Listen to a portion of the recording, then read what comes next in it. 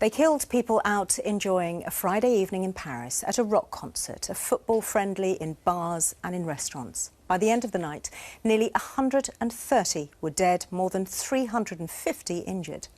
So-called Islamic State say they carried out the series of gun and bomb attacks, calling France a top target.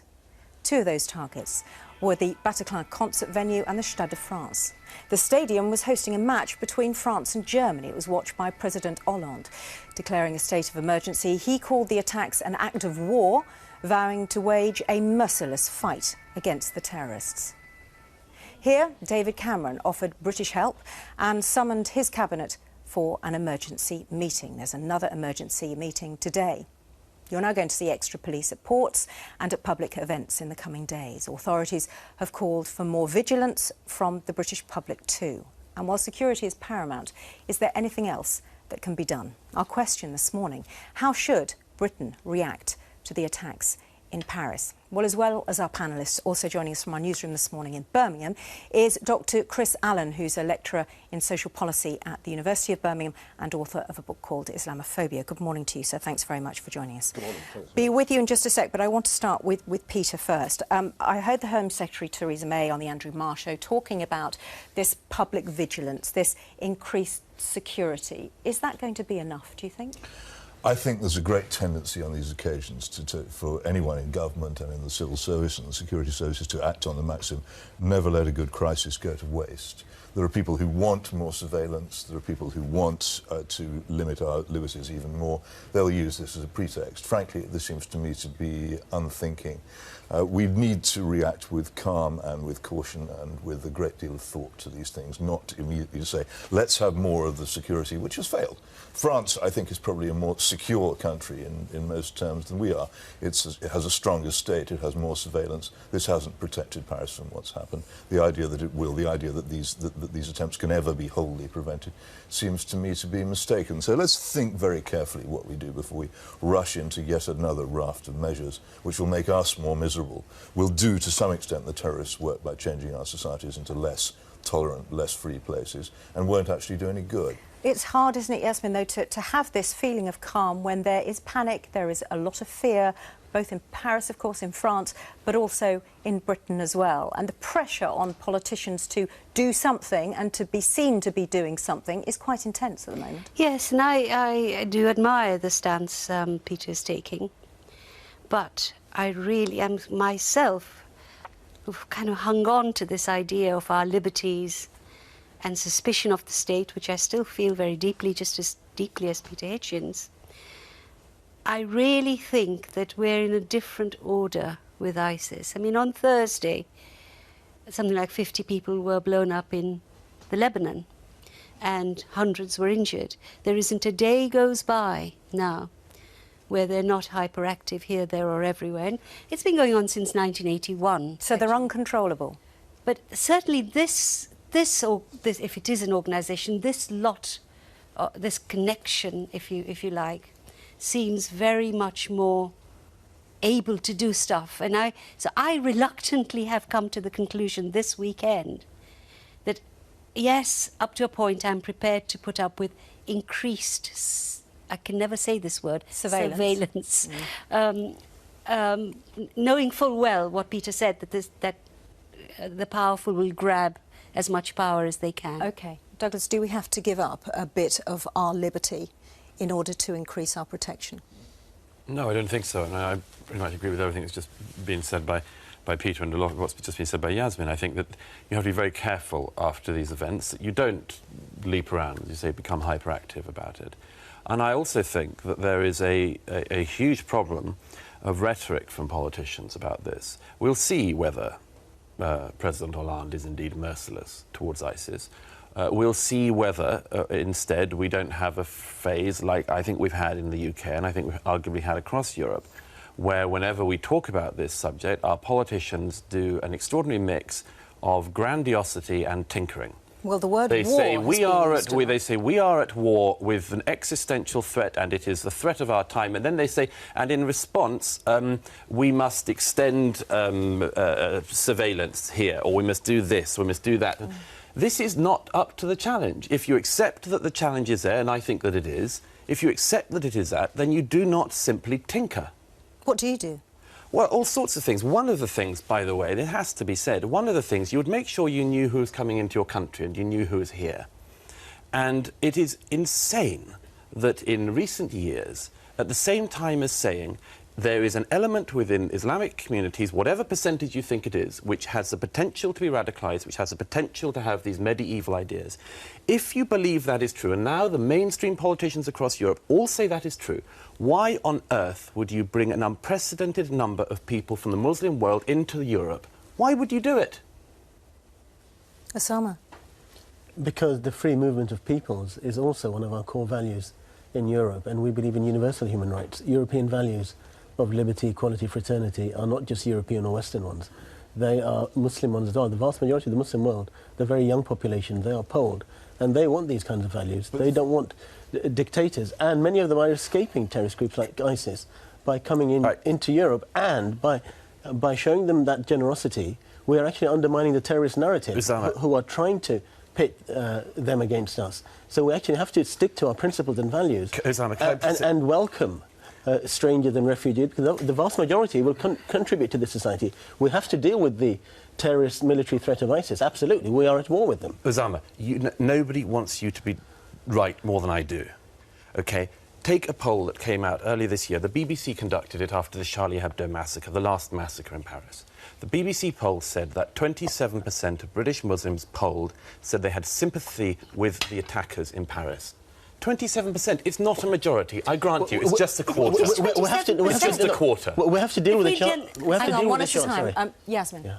No, I mean, of course there are anxieties, and according to some papers, 2 of the people they think were involved came in through this route of seeking asylum. Came through Greece from Syria. Most of the people who are escaping Syria are not ISIS. Sure. They're escaping from ISIS, and you shouldn't judge. That's the thing that I'm saying very strongly, that in some ways we Muslims have to stop seeing ourselves primarily as Muslims and see ourselves more as Europeans.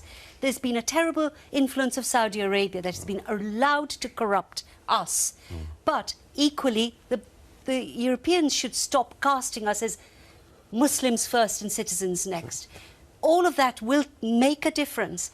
And I am not, like Osama, saying, you know, there isn't a problem. There is a big problem. But we need to be, if we're going to be calm, we also need to give some credence to the idea that most of those people who are coming here are desperate. But it only takes one, Yasmin. It takes one, but there are criminals coming in every day. Criminals come in from everywhere. We're in danger of missing 2 points. First of all, there's a perfectly sound argument for having controlled borders, even if there were no terrorist attacks at all. And I don't think that using a terrorist attack as a pretext for this argument is particularly a good idea. A terrorist attack is bad in its own right, and we respond to it in its own right. If you mean by open borders that you have a wholly undiscriminating system where people can just walk into a country without anybody knowing who they are or where they come from, then I think any reasonable person must be against that. The really curious thing about the European Union is that its current policy is exactly that. People can come in unchecked, undocumented, and they can then move unchecked throughout the entire European Union because of the Schengen Agreement. That would seem to me to be crazy under any circumstances, even if there were no terrorist attacks. And I'd be amazed that anyone would defend that if that's what you mean by open borders. But there is a much more serious point about this, is that what actually is IS? What is the nature of its threat to us, and how, if it is such a threat to us, are we going to combat it? Now, I think a lot of the solutions to this lie not in domestic but in foreign policy. We've been most reluctant, for instance, to ally properly with the Kurds, who've been the most effective fighters against ISIS on the ground. We've been most unwilling to ally with Iran, and we've been extremely critical of Russia, which has also been rather more effective in holding up the Syrian regime, which is one of ISIS's principal opponents, than we have. We might reconsider some of these things if we're serious about opposing and defeating ISIS as a major force. OK. I want to bring in Dr. Chris Allen from our newsroom in Birmingham. Thank you very much for joining us, Dr. Allen. But is there an answer to this? Does it lie in a change in foreign policy? Does it lie in perhaps getting rid of the Schengen Agreement, the Open Borders Agreement, and having a more rigorous approach towards people who are coming into Europe What's your answer? Well, from listening to the discussion so far, I think what's really interesting for me is the way in which we've started with one thing and kind of got to something completely different. And, you know, if you look at the language that's been used, we're talking about Muslims as a blanket community around the world. So we've been talking about Muslims in Syria and Iraq in the same way we're talking about Muslims in Britain. We're talking about immigration, which is not necessarily a Muslim issue. You know, this is an issue which is quite different and distinct. But now suddenly we're talking about immigration as though it's actually problematic because of Muslims coming to this country. And I think one of the things that we really need to do here is to kind of like, you know, begin to differentiate between a lot of these different debates and discussions that are taking place. And if we're talking about this issue around sort of what's happening in Paris and what should we do, I think the message is actually one of calm. You know, if we look in after 7/7 and Lee Rigby and all these things, these were actually on British soil. You know, so these are things which impact, you know, Britain directly. And, you know, what we have now is something which has taken place in Paris, which is, you know, which is horrific. But is it actually going to affect us in Britain at the moment? You know, and we're talking as though now there's going to be an attack here imminently, you know, and I think that this is just very, very worrying. I think that what we need to do is we need to have a little bit of nuance, we need to have a little bit of calm, and I think actually one of the ways forward is to actually look at this as an intelligence issue, you know, and actually talk about sort of, you know, these other issues in a much more kind of balanced and nuanced way. Douglas, is it an intelligence issue? I mean, obviously not solely an intelligence issue, but did intelligence let everybody down in Paris? Well, first, I don't think anyone or anything's been said so far in this study lacks nuance. I think a rather patronising dismissal of the idea that it does is another attempt, which always happens after events like this, to change the point or to limit the discussion. Actually, this is, as I say, a very, very large issue. It's a societal issue. It's a cultural issue. What happened in Paris the other night, it wasn't the first time it's happened. It goes on and on and on. It is not possible to have that discussion and police and to make sure that all sorts of elements of it we don't have. We have to have the full discussion. So would you have the full discussion, for example, about... Before you... Just to pick up on that point, would you have a full discussion about airstrike, not just airstrikes in Syria, because, of course, that was voted down a couple of years ago in the House of Commons. Well, no. It's come back here. But other things. Is it boots on the ground? Is it absolutely trying to get rid of ISIS once and for all in Syria? I said a long time ago, it's a perfectly legitimate objective. Once ISIS carries out an attack on another country, for that country to use every bit of military force it has to destroy that group. What was proposed 2 years ago was not that. What was proposed 2 years ago were punitive strikes against the Assad regime. You may agree with that or not. I actually disagreed with punitive strikes against the Assad regime because I thought it would topple the Assad regime and meant that we would own Syria when we didn't want to own Syria. But strikes against ISIS obviously are legitimate. As for quickly the surveillance issue, you can have all of the surveillance in the world and things like this can still happen. You will never be secure enough that a barbarian will not get hold of a Kalashnikov somewhere and go and massacre people for the crime of going to a restaurant. You will never have enough surveillance. And we should not blame security services, either here or in Paris, for not being able to prevent that happening at any time, all the time. All right, Osama, can I just hear from Osama, because I haven't heard from him for a while. Is it about then taking a different approach, as far as we're concerned, in foreign policy towards Syria, going in there, and going in there a lot harder than anyone has done?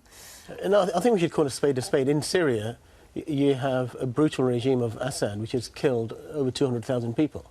And we have a brutal group like ISIS, murdering thousands of people also, mainly Muslims. We need a political solution to Syria to end the war. But what as is well that as Iraq. political solution? Well, there are talks going on in Vienna. There are so many powers. The reason we haven't allied with the Kurds as much is because Turkey is an ally and opposed to the Turkish group, for example. And, of course, there are obvious problems with Iran and Russia supporting Assad. But coming back to an earlier point, we do need that debate to continue. You mentioned Charlie Hebdo correctly. A lot of Muslims falsely thought that these were blasphemous cartoons depicting the Prophet. Within a year, I think opinion has moved on amongst British and European Muslim communities because, for example, Charlie Hebdo also published a cartoon about Aylan Kurdi, the boy who was drowned, a cartoon about the Russian plane that was brought down by a bomb, which many Russians were offended by. And so people are beginning to understand that, many people get offended by the unique satirical nature of Charlie Hebdo. We have to continue that discussion so that people don't sympathise with these kinds of murderers anymore. Oh. And we're moving in the right direction in Britain and Europe. We have to continue have open, honest conversations. Yes, citizenship. So I really do want to give some credit to the security services here. I know for a fact, and the police too, that some terrible disasters have been prevented. They don't talk about them. They can't talk about them sometimes. the downside of that is too often blameless Muslims are held without charge and so on, and that needs to change. I think we have to maintain those rights. But there has been some good work done by people to keep us safe, so we shouldn't dismiss what they've been able to do. Don't overrate these organisations. James Bond is fiction, and so is spooks. There's surprisingly little they can do, and the fundamental thing they are not and never will be is clairvoyant. They simply can't tell what's going to happen before it happens. And the idea that by intense surveillance and more poking into our lives they will do so is false. What is the answer then, Peter? Well, why are we always looking for the answer? If there had been a plane crash, we would get hold of the flight recorders and we would look to see what had happened in detail, and we would in detail work to ensure it didn't happen again. The same should be done here. What is actually going on? What should we actually be preventing? What should we actually be fighting? What should our foreign policy be? Particularly what our foreign policy would be. Beginning from September the 11th, 2001, we've had a stupid foreign policy towards this part of the world which has caused far more trouble than it's solved. To continue to believe that tanks, bombs, airstrikes and boots on the ground will solve this problem when it's failed over all this length of time seems to me to be incredibly stupid. Thank you for that. You've been sending us a lot of texts and tweets this morning. Tommy? Yes, thank you, Sian. Yes, clearly a very emotive subject, and thank you for all the messages. Here are just some of them. Ian on Facebook says, Britain should stay out of other countries' business. It's simple. Always wanted to poke our noses in. It's causing more hate and more problems. Elaine makes a point that Peter Hitchens made today. It says, there should be no panic and no knee-jerk reactions. And she goes on to say that we should not allow them to divide and conquer either by blaming Muslims for this. Sue says, would it not be sensible to stop those who travel to Syria from re-entering the UK? Let them know that if they go, they will not be able to return. Bruce says, if we challenged anti-Muslim sentiment, would we deprive Islamic extremists of a vital nutrient without which it cannot flourish? And we've just had this video sent in from Paul. In order to get this right at its root, one has to reform Islam. In much the same way that Christianity has been reformed, Islam needs a reformation. And without that, it's going to carry on recruiting lots of these suicide bombers, because in the end of the day, they are following what they believe is written down. Islam needs reform, Sian. That's what Paul says. Thank you very much. I want to pick that up with Chris, who joins us from our Birmingham studio. What do you make of that last comment about Islam needing reforming, and that's the way forward? Well, I always find it interesting that non-experts can actually tell other religions what they need to do.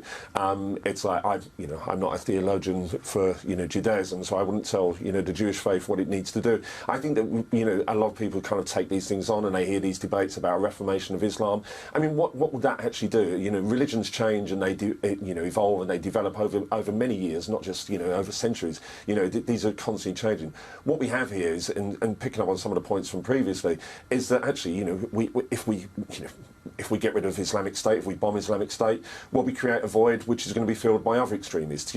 If we look back to our own government in December 2013 in the Extremism Task Force, at that time, the British government was talking about the greatest threat coming from Al Qaeda.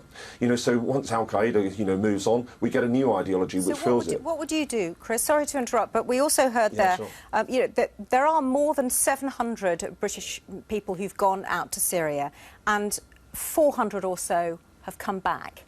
Does that not give you cause for concern?